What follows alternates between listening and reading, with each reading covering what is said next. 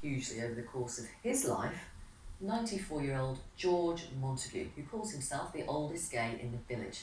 He was convicted in the 1970s for gross indecency. Peter Tatchell is here.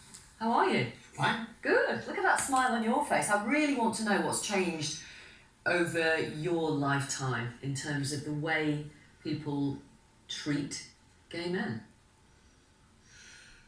Well, I lived a total lie in the closet with a wife and 3 lovely children, and I did a lot of acting, and I was totally accepted as a total heterosexual person. No one in the world except my wife knew I was gay until 9 years ago. And when you came out, how did that change your life? Well, but could I say, I was brought up, my hero of my life was Lord Baden-Powell. I was a good Boy Scout and I did everything I should have done. You don't tell lies. And I realised I was living a lie, so I had to do something about it.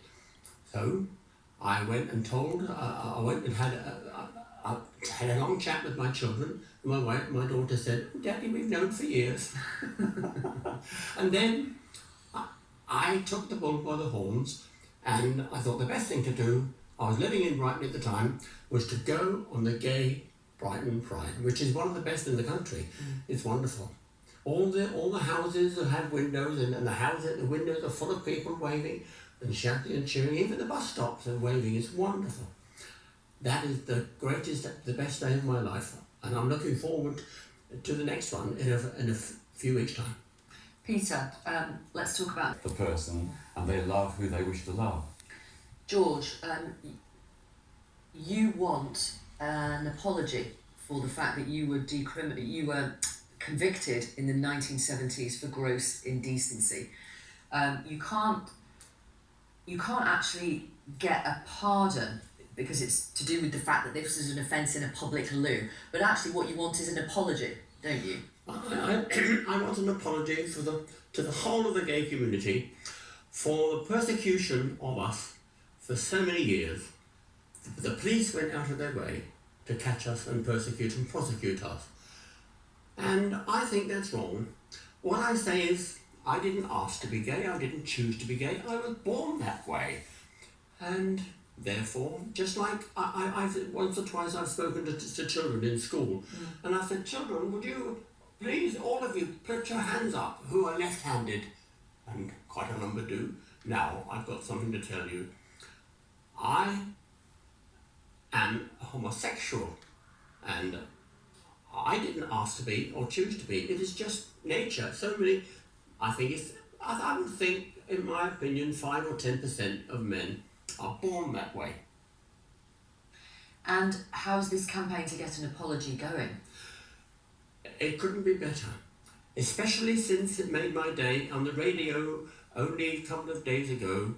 New Zealand and the New South Wales have passed a law totally apologising to their whole communities for their law against homosexuality. And that's what I want in this country. And who do you want to apologise?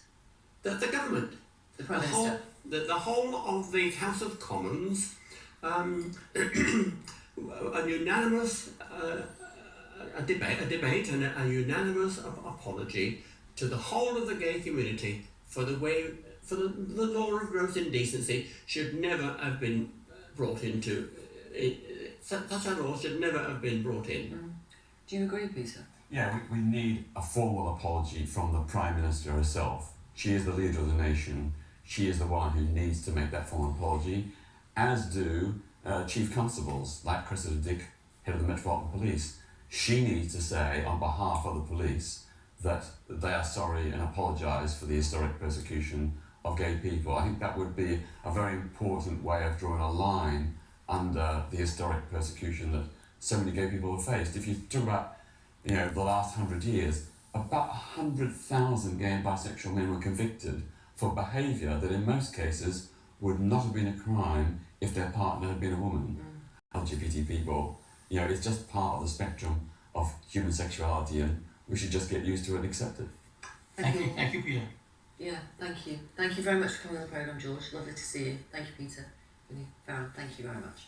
Your experience is welcome as always. If you don't know UK.